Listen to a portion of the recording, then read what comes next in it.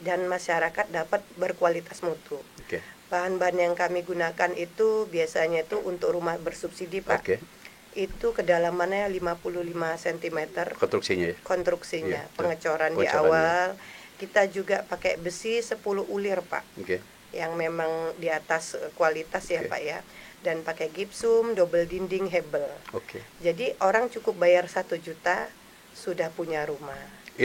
Jadi kami membuat rumah komersial, tapi dengan catatan bahwasanya masyarakat yang menengah ke bawah juga bisa mendapatkan fasilitas menengah ke atas. Yang paling penting nanti para pemirsa kalau memang punya niat, Allah izinkan, Allah berikan rezeki, jangan ragu-ragu untuk membeli unit rumah di tempat Ibu, baik subsidi maupun yang komersial. Karena tadi disajikan dengan harga yang tidak bersaing. Kan bisa bersaing ya, harga bersaing, ya mah tidak bersaing. Karena harga ini bawah dengan harga yang tinggi. Apalagi Anda ragu dengan ibu yang luar biasa ini, dan mudahan putranya Kiano, umurnya masih 3,5 tahun, insya Allah ahli surga, dan akan membawa orang tuanya masih surga tanpa hisab yang berat. Amin ya.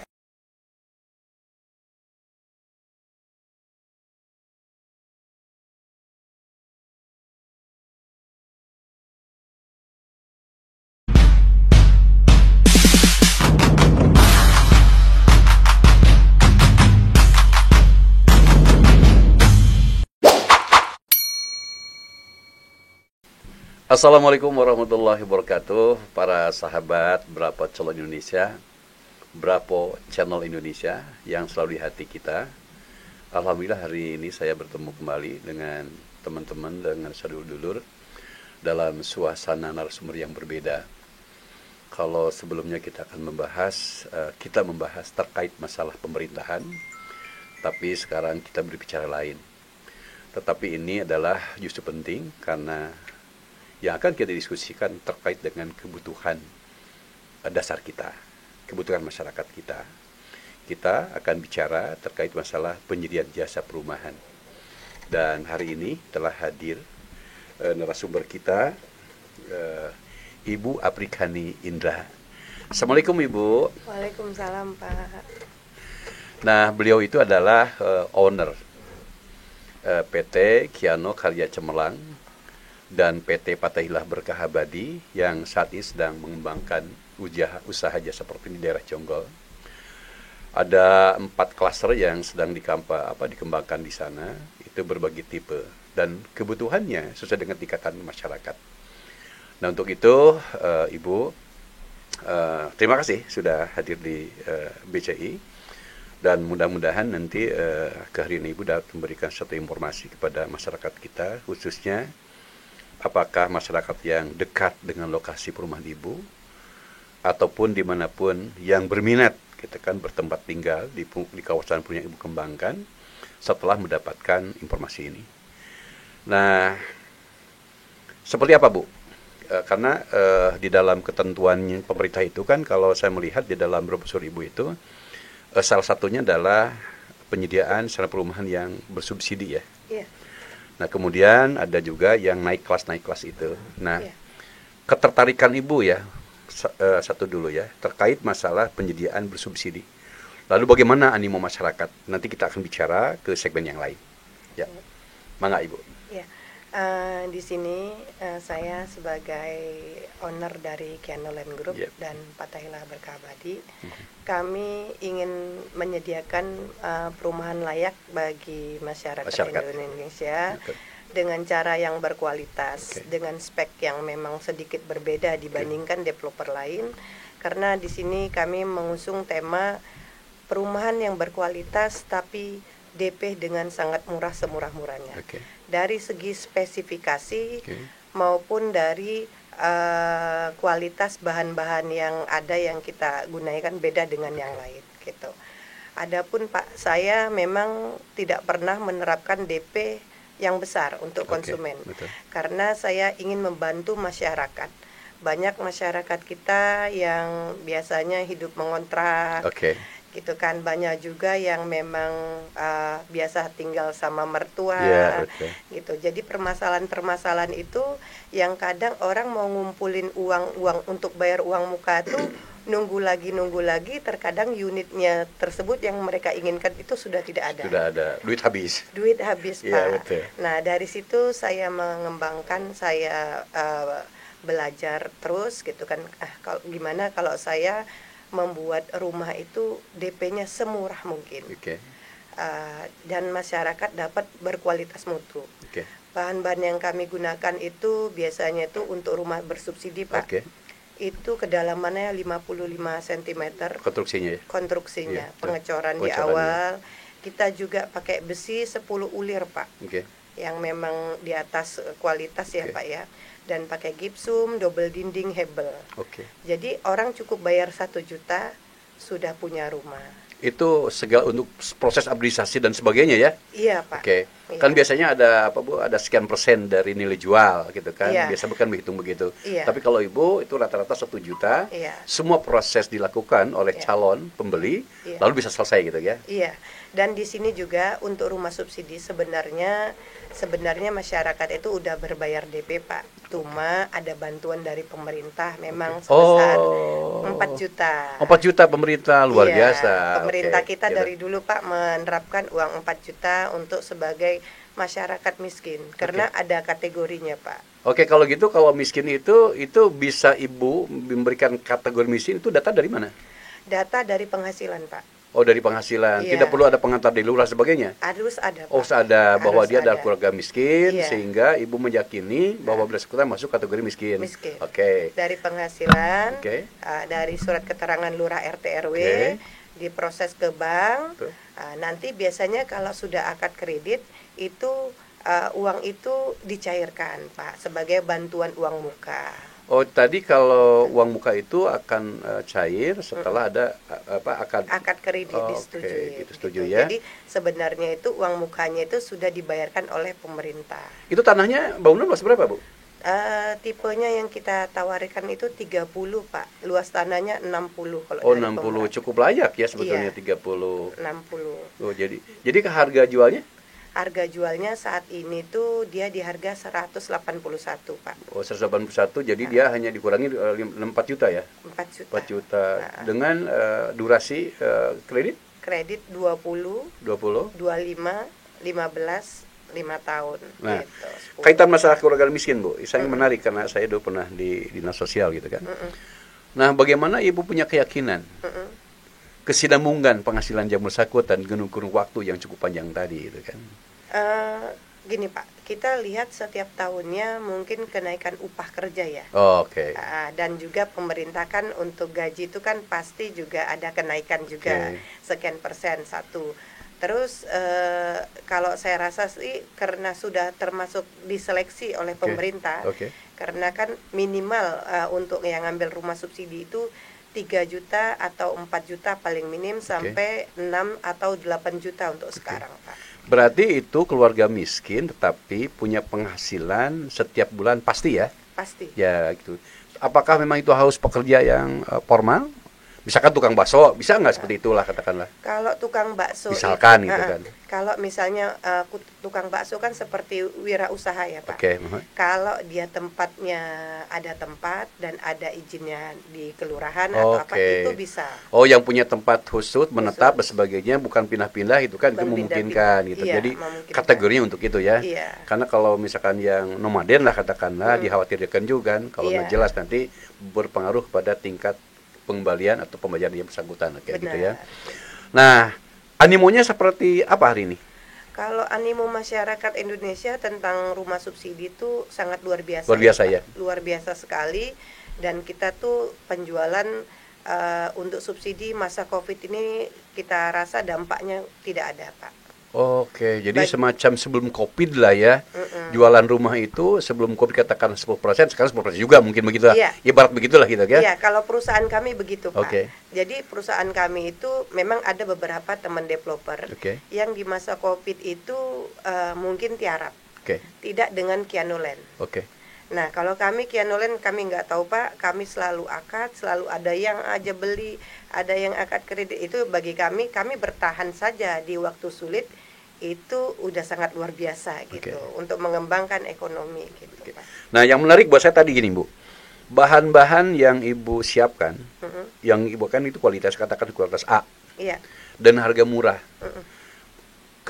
Sementara saya berpikir itu, berarti Ibu tidak banyak ambil untungnya kalau gitu? Enggak, saya tidak Pak. Saya karena di sini Pak, sejarahnya Kiano ini saya pingin berkontribusi lewat nama anak saya. Subhanallah. Almarhum anak saya tidak ada, jadi saya pingin menciptakan perumahan itu yang terbaik. Gitu, kita berusaha yang terbaik gitu. Jadi memang saya terjun langsung, saya tidak pakai kontraktor Pak. Oh, Allahu Akbar. Saya ngelihat sendiri. Berarti Ibu tuh manajemen langsung ke teknis. Iya. Lalu tenaga-tenaga itunya teknisnya Ibu langsung hire gitu kan? Hire, pakai tenaga ahli, tapi maunya saya mau speknya seperti ini, desainnya seperti ini. Kontraknya per orang kan kalau gitu ya? Kontraknya per orang. Misalkan saya katakanlah ahli arsitektur, Ibu langsung hubungi langsung, ingin desain begini dia gambarkan, tuangkan, sipilnya Ibu kontak langsung, semua perangkat itu kan Ibu. Nah, kembali ke tenaga kerja Bu, karena gini. Seorang tuh berhasil, katakan Ibu di lokasi Jonggol. Saya berharap sebetulnya para pekerja itu adalah orang Bogor. Nah, seperti apa sebenarnya itunya, kondisinya di Ibu itu? Apakah memang orang Kuningan, orang Cianjur, orang Sukabumi, atau Parihatip gitu kan, seperti apa? Kadang malah ada pernah juga Pak, karena kita iklannya di sosial media waktu Covid, itu di Bandung itu malah sampai ke Bandung gitu. Subhanallah, para pekerjanya itu. Enggak, pernah, tapi tidak banyak. Tapi lebih banyak itu 80% tuh malah orang Jakarta. Oh, pekerjanya itu? Pekerjanya. Apakah orang Jakarta tempat tinggalnya atau memang dia orang asli Jakarta, orang luar yang bermukim di Jakarta? Kerjanya mereka di Jakarta mungkin ya Pak ya, atau juga dia di Jakarta itu sudah tidak dapat tempat lagi rumah harga subsidi. Oke, jadi kembali ke desa. Itu ke pembelinya desa. Itu ya? Iya. Luar biasa. Ada Jakarta Utara, Selatan, Barat, itu ada yang beli Pak. Jadi yang kalau gitu yang punya kemampuan daya beli itu bukan orang Jawa Barat khusus Bogor ya? Banyak juga. Banyak juga. Maksudnya ada dari pihak dari Jakarta juga, animonya sangat luar biasa. Dari Bogor seputar sekitarnya juga. Gitu. Terus yang mengerjakan proyek Bu, tenaga dasar.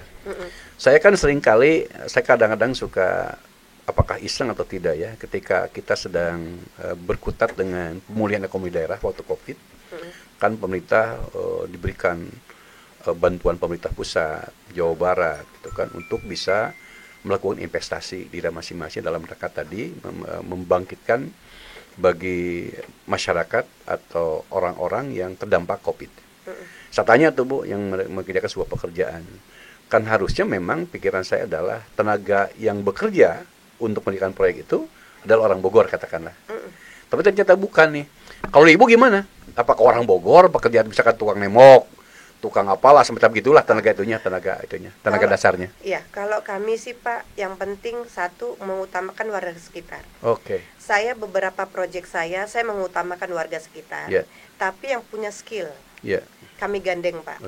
Misalnya dia tidak bisa, mohon maaf ya Pak, dengan teknik dia nggak bisa, tapi kita pakai tenaga luar. Tapi kita bermainkannya itu di material alam. Jadi kita berdayakan sumber daya ekonomi itu di tempat. Iya, jadi terus mereka mengupah kuli. Kan jadi tidak hanya kalau mereka tidak bisa secara teknik, mereka bisa juga dengan yang mohon maaf ada yang buruh kasar. Kayak upah kuli ya Pak ya. Terus mensuplai material alam. Itu kami warga sekitar, tidak pernah dari luar lain-lain. Karena gini Bu, kenapa saya tanyakan ke Ibu seperti itu? Karena Kabupaten Bogor kan sekarang itu penduduknya 5,86 juta jiwa. Dan dari angkatan kerjanya itu kita kan ada sekitar 10,68% yang pengangguran terbuka.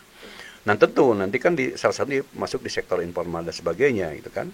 Nah jawaban Ibu sebetulnya memberikan satu informasi kepada kita, kepada pemerintah. Ternyata kan ada sebuah perusahaan yang sedang Ibu kelola mengutamakan tenaga setempat dengan segala keberadaan yang bersangkutan. Jadi bukan menyesuaikan. Ini misalkan tenaga ahlinya tukang anu, Ibu rekrut gitu kan. Nah itu justru ke teman-teman semua yang bisa menyimak ini ibu sungguh luar biasa. Yang saya katakan tadi, pertama adalah kualitasnya sudah memenuhi, kemudian bahan-bahannya diambil dari setempat. Katakanlah gini Bu lah, misalkan pasirnya di mana di pusatnya, ibu kan tidak beli di tempat toko-toko besar misalkan, tapi tempat yang harga murah, berarti kan langsung ya itu kan. Iya, keluarga. Nah, itu kan luar biasa. Oke, sekarang kita segmen ke yang di atas itu Bu. Iya. Gimana nih masyarakat? Karena kan tadi kondisi COVID seolah-olah semua luluh lantah. Iya. Nah, kemudian mungkin ibu ada yang grade 1, 2, 3, 4 ya. Itu gimana ke yang lainnya? Apakah minat masyarakat juga cukup tinggi? Nah, kalau untuk saya, waktu saya proyek kami yang di Cilengsi Pak, Yeah. nah itu sih memang bila dibandingkan subsidi, memang lebih banyak tuh yang bersubsidi. Iya. Oh, lebih besar ya? Iya, Oke. lebih besar. Tapi ada juga minat masyarakat yang mau kapling luas. Iya. Dengan perbedaan kapling dan Oke. perbedaan desain lah ya Oke. Pak, sedikit gitu. Ya. Nah, dari situ kami terus berinovasi. Nah, sekarang kami lebih banyak itu di areal komersial. Oke. Subsidi kami tinggal sedikit karena banyaknya animo masyarakat Oke. yang minat. Jadi sekarang ada beberapa daerah yang mungkin sudah daerahnya kota, Iya. tidak bisa kita buat area subsidi karena ada rate harga di situ. Oke. Jadi kami membuat rumah komersial, tapi dengan catatan bahwasanya masyarakat yang menengah ke bawah juga bisa mendapatkan fasilitas menengah ke atas. Oke. Harga Iya, iya. bintang 5, Oke. fasilitas harga pasar, bintang 1. iya, harga pasar kaki 5, Oke, 5. tapi rasa bintang 5. Oke. Sorry. Itu yang saya terapin untuk proyek-proyek kami. Oke. Kalau saya lihat nih di brosur yang ibu tawarkan itu kan ada yang 180 juta gitu kan, yang mungkin tadi yang subsidi yang itu yang harga subsidi 30-60, kemudian 600 juta per juta. Dan kemudian tadi kan minatnya itu sesungguhnya lebih besar di yang subsidi ya. Iya. Nah, itu berapa hektar total Bu dari semua kawasan yang ibu kembangkan dari 4 klaster itu? Kalau yang pertama kita ada di 3,5 hektar Pak. Yang 181 juta Ya, atau ada 3, ada yang 3,8 hektar, ada yang 1,1 hektar perlu oh, itu spot-spot ya, tidak satu kawasan. beda-beda Pak. Oh, beda-beda. Jadi kita gini. Klaster yang 3,5 di tempat A itu. Oke. Iya. Jadi kami gini Pak, misalnya tuh Kak, tahap pertama itu 3,5 itu sudah di 3,5. Tahap kedua itu ada di tempat yang lain tuh pembukaan pertama itu 1 hektar lebih. Oke.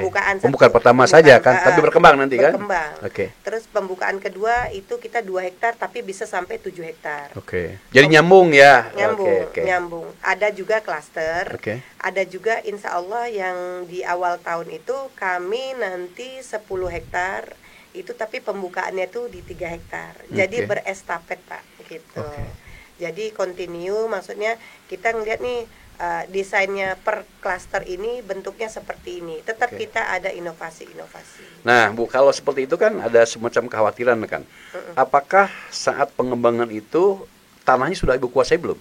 Oh sudah Pak. Oke. Jadi kami mengutamakan di Kianoland Group itu Pak, bahwasanya legalitas harga mati. Oke. Jadi kalau gini, yang maksud saya adalah khawatir kan gini.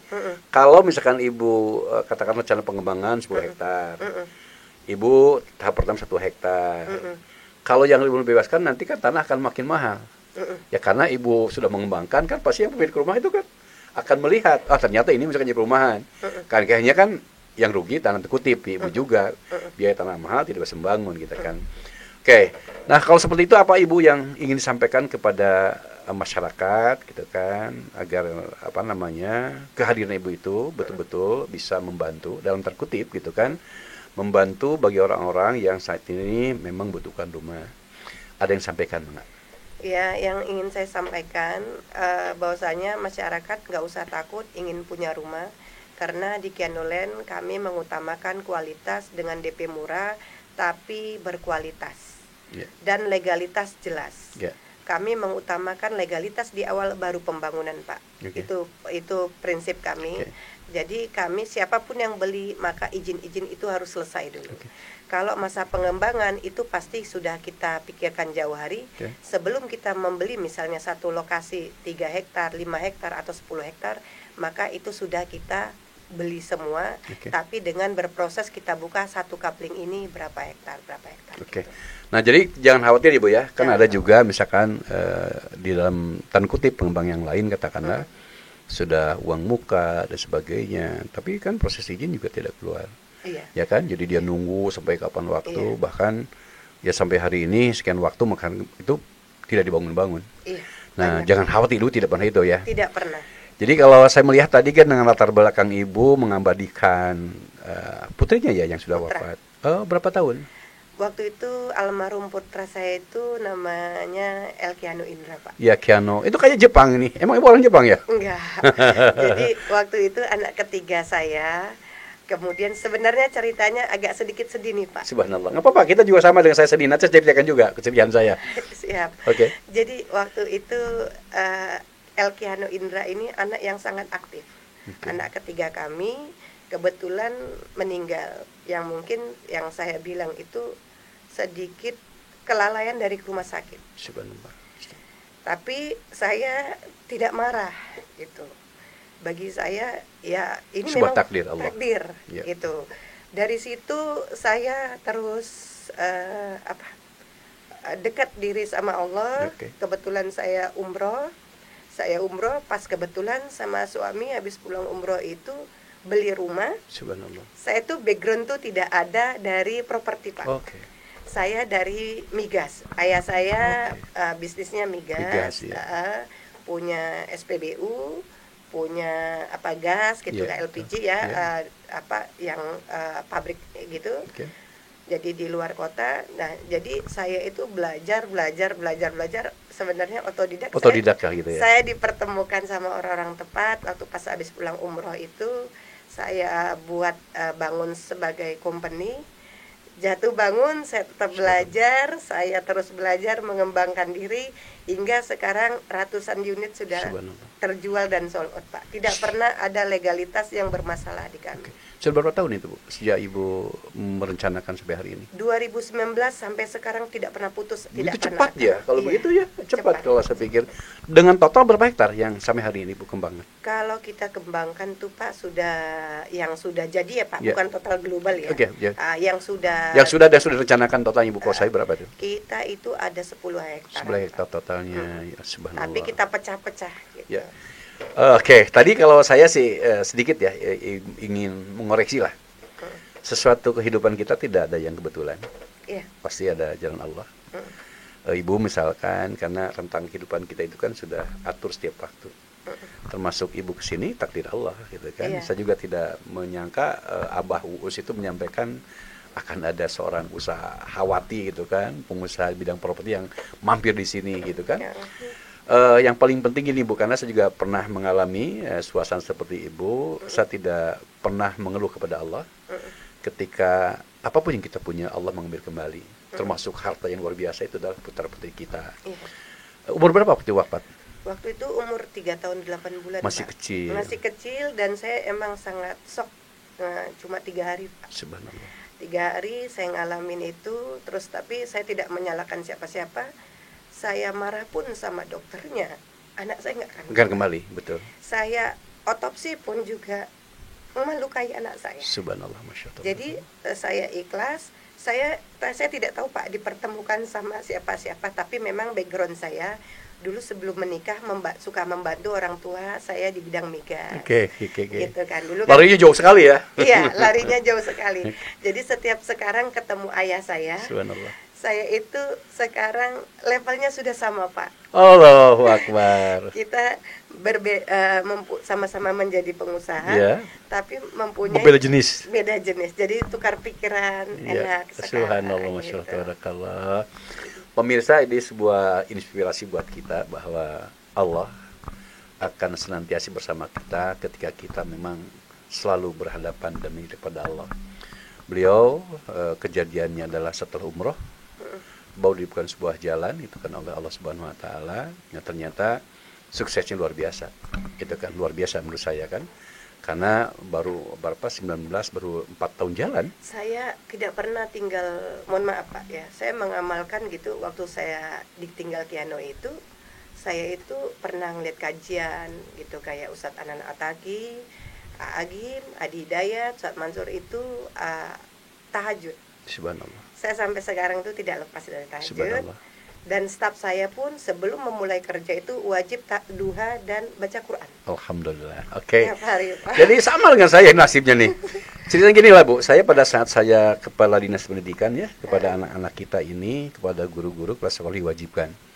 Sebelum memulai itu bukan hanya Al-Fatihah. Tapi saya meminta kepada mereka baca Quran terus. Ngahanca lah bahasa Sunda itu. Saya minta kepada mereka itu, andaikan misalkan satu hari sekian ain selesai, maka bisa hatam sekian tahun.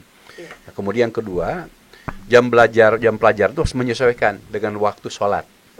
Misalkan kalau sekarang kan 11.46 sholatnya, maka 11.40 dia harus istirahat sekolah. Dan itu saya kembangkan. Kemudian kata Ibu tadi, jangan lepas sholat duha dan sebagainya. Dan alhamdulillah beberapa sekolah setelah saya 10 tahun dari dinas pendidikan, saya sering kali kan melihat ke sekolah berkunjung. Ada menyaksikan siswa itu ngantri wudu. Saya bersyukur tuh. Apakah ini wasilah saya itu akan urusan lain. Tapi saya sudah menanamkan bahwa sholatlah sebelum kau disolatkan. Kan itu ya. Kemudian juga saya sering menyampaikan peliharalah wudu. Wudu itu kan punya makna agar kita dijaga dan sebagainya. Apa yang bermakna lagi? Tadi khawatir kita diwafatkan dalam keadaan tidak berwudu, maka kalau wudu insya Allah kita kan dalam keadaan suci dimanapun kita siap. Itu yang saya tanamkan. Jadi mudah-mudahan Ibu istiqomah. Amin. Terus membangun kebaikan. Amin. Dan usaha Ibu oleh Allah Subhanahu wa taala terus dikembangkan. Amin. Karena yang menarik tadi adalah bahwa Ibu tidak hanya sekedar bisnis untuk menciptakan semata, tetapi di situ kan ada semacam donasi lah yang terselubung, yang tidak dinilai. Tadi Ibu, harganya tidak sesuai dengan pasar, lebih murah kualitasnya. Dan itu adalah semacam ibadah yang tersembunyi. Itu yang yakin Allah sangat suka dengan itu. Dan mudah-mudahan dengan pola ini usaha yang Ibu kembangkan semakin berkah. Amin. Semakin berkembang. Amin. Dan mudah-mudahan kehadiran di sini di BC itu adalah pertemuan yang tadi punya makna luar biasa. Amin. Dan yang paling penting saya sebagai warga Kabupaten Bogor, Ibu, saya berterima kasih ini sebagai warga Kabupaten Bogor karena saya pernah lama mengabdi di Kabupaten Bogor. Saya bekerja 36 tahun di sana gitu kan. Saya juga pernah dulu bekerja yang berkaitan masalah PSU, Bu. Saya sering ke lapangan ngecek PSU kan, perumahan ngecek itu, saya termasuk orang yang sering mengecek itu. Dan memang PSU itu dalam tanda kutip walaupun kewajiban kalau diserahkan jadi beban pemerintah gitu kan. Jadi begitu bebannya berat bagi kita, akhir semua PSU yang perumahan itu tidak terpelihara. Karena kan misalkan kalau sudah punya jalan oleh kita, PJ oleh kita itu kan. Seperti itulah kondisi kita. Barangkali itu yang bisa kita bahas, cukup singkat, cukup padat. Yang paling penting nanti para pemirsa kalau memang punya niat, Allah izinkan, Allah berikan rezeki, jangan ragu-ragu untuk membeli unit rumah di tempat Ibu, baik subsidi maupun yang komersial. Karena tadi disajikan dengan harga yang tidak bersaing. Kan bisa bersaing ya, harga bersaing, ya mah tidak bersaing. Karena harga ini bawah dengan harga yang tinggi, apalagi Anda ragu dengan Ibu yang luar biasa ini, dan mudah-mudahan putranya Kiano, umurnya masih 3,5 tahun, insya Allah ahli surga, dan akan membawa orang tuanya masih surga tanpa hisab yang berat. Amin, ya Allah. Barangkali itu pertemuan kita hari ini, Ibu. Mudah-mudahan ini bukan pertemuan yang terakhir. Mungkin nanti kita bisa ke lokasi. Di lokasi kita syuting di lokasi untuk membuktikan ini loh, gitu kan, yang hasil karya Ibu. Atau kalau mungkin Pak Us bisa beli rumah di sana untuk rumah yang kedua. Baik Ibu, terima kasih teman-teman BCI Berapa Indonesia. Itulah sekilas informasi yang bisa kami sampaikan. Mudah-mudahan ada manfaat, ada keberkahan buat kita. Maju untuk perusahaan yang Ibu pimpin, maju untuk masyarakat Bogor. Yang paling penting masyarakat punya rumah yang layak huni. Karena ciri-ciri kemiskinan itu salah satunya adalah kalau kita tidak punya rumah yang tidak layak. Gitu kan, nggak? Waktu saya menikah dulu, Bu, pertama kali tantangan saya punya rumah. Seperti yang tadi sampai Ibu dalam sebelum kita itu. Karena dia dalam buka imah mah 1 tahun ngontrak. capek doi pindahnya punya. Nah, termasuk bersyukurlah kalau katakanlah pasangan muda bertempat tempat membeli unit di tempat ibu dengan parcel yang luar biasa, insya Allah akan nyaman. Mudah-mudahan di sana ada masjid ibu ya, ibu bangun masjid. Saya selalu di setiap proyek saya Pak, untuk yang klaster mungkin sebelah ya, karena kita udah nggak bangun lagi. Tapi kalau yang beberapa itu saya selalu bangun pakai uang saya sendiri, bukan uang warga. Jadi nanti yang kedua mungkin untuk almarhum ibu saya. Jadi saya itu kemarin gini Pak, saya pernah bernazar waktu di COVID. Kalau saya berhasil di bisnis properti ini, saya bermula tuh di masa COVID Pak, perusahaan saya. Ya 2019 ya COVID ya Mbak? Iya. Mulainya? Iya.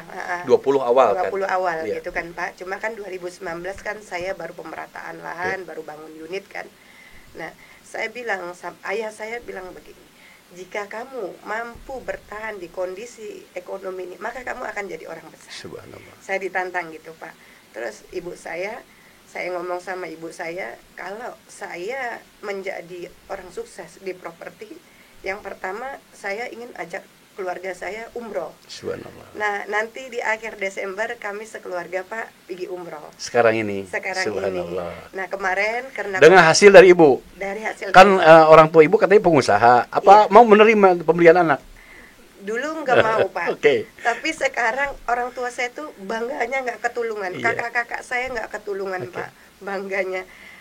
Ibarat kata tidak ada background, tapi saya mampu belajar, mampu mau belajar terus menerus, itu bisa gitu Pak. Nah jadi hanya kebetulan almarhum ibu saya kemarin tanggal 1. Oh, wafat juga ibunya. Udah wafat Pak, sudah wafat. Beliau mengingatkan saya sebelum beliau meninggal itu, Pak, nah jangan lupa kamu udah jadi orang sukses. Bangunkan masjid untuk saya. Iya. Dan ini mungkin di waktu-waktu dekat ini ya Pak ya, mungkin nggak beberapa bulan lagi. Terus saya kemungkinan nanti setiap proyek itu anak-anak keluarga saya bangun dengan hasil tangan keuntungan perusahaan murni, ya bukan ambil keuntungan itu kan yang hak ibu keluarkan lagi kan itu kan. Iya, itu jadi seperti itu. Dan juga pesan ibu saya sebelum meninggal, jadi setiap apa tuh kita sering ngasih sumbangan itu Pak sama orang-orang yang di pedalaman Sumatera itu. Itu kalau setiap apa tuh ibu saya yang pergi jalan. Nah ibu saya nanti kalau saya nggak ada, tolong amanah, tapi uangnya dari perusahaan saya. Tapi tolong nak dijalankan. Bangunkan masjid untuk saya nggak minta apa-apa. Bawa janji kamu untuk mengumrohkan keluarga kamu. Itu aja sih Pak almarhum ibu saya. Jadi saya nggak tahu tuh sekarang tuh kebut biar saya bangun masjid untuk almarhum ibu saya. Jadi sebelum meninggal tuh beliau tuh saya ngajak ngaji gitu. Saya gak sesak pakai itu ngaji sama saya kan baca sebelum meninggal tuh. Terus saya bilang gitu, beliau sakit, saya lagi pakai baju kantor. Tisu. Saya lagi pakai baju kantor Pak. Ibu saya sakit, saya langsung lepas, saya langsung ke bandara. Pak. Saya beli tiket, langsung saya ngurus ibu saya sulamin, saya kasih makan, saya berhenti gitu. Terus kamu ngapain? Karena kakak-kakak saya banyak, kakak saya kan juga dokter juga ada, gitu kan. Nggak apa-apa, memang saya mau ngurus orang tua saya. Terus sudah sembuh balik lagi, terus abis itu ibu saya drop lagi, saya ngurusin ibu saya. Dan sebelum meninggal itu atau malam 1 Juni ya Pak ya, meninggal itu ngaji dulu sama saya. Di saat saya itu ngaji dulu, dia hanya minta amanahnya itu dilaksanakan oleh saya. Terus baca berulang-ulang, saya mau tidur kata dia. Iya, saya bilang. Terus ngaji sekali lagi, udah katanya. Terus saya kelelap Pak. Di saat kelelap itu ibu saya udah nggak. Begitu tenang beliau Pak. Begitu tenang. Tenang sekali gitu. Jadi kesedihan saya itu nggak bisa nemanin gitu. Saya dilepas dengan doa dulu, ucapan dulu sebagainya ya, luar biasa. Gitu. Dan tiba-tiba pas tidur tuh jam 1 malam kok saya tersentak, kan kakak adik saya kan pada ngumpul di situ juga, kok nggak bergerak, ya itu Pak. Dan sekarang ini saya harus melanjutkan cita-cita ibu saya. Kadang sakit pun saya bawa kerja gitu, kadang kecapean gitu. Saya kerja kan gini kan agak bindeng juga. Gitu sih, itu sih Pak. Baik, Ibu pemirsa atau teman-teman BCI, maknanya tadi beliau selain sukses sebagai pengusaha, sukses sebagai seorang anak, karena memuliakan seorang ibu tidak pernah berakhir sampai beliau tutup usia. Itu menjadi teladan bagi kita, karena saya juga sama berpikir bahwa orang tua adalah sebuah permata bagi kita, dan kita akan merasakan bagaimana susahnya dan lain-lainnya tantangan orang tua kita ketika kita sudah tidak ada, membayangkan peran-peran orang tua kita. Terakhir Bu, hari ini kan hari guru. Pandangan Ibu kepada seorang guru bagaimana? Pandangan saya bagi guru itu sangat luar biasa ya Pak ya. Saya kalau tidak tidak seperti ini sekarang, tanpa jasa guru itu tidak mungkin jadi juga seperti ini. Banyak ilmu yang diajarkan, banyak kedisiplinan diajarkan. Saya berterima kasih kepada jasa-jasa guru, sebab guru luar biasa untuk saya, untuk masyarakat Indonesia, dan juga untuk anak saya.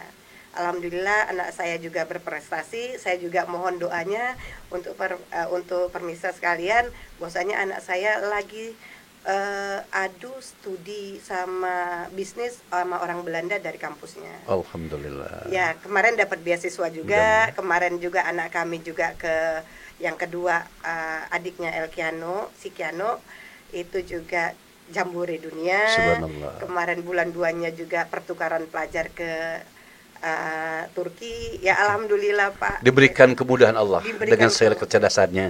Dan itu ada peran guru. Iya, dari peran guru yang mengajarkan anak-anak saya yang bisa tahfiz.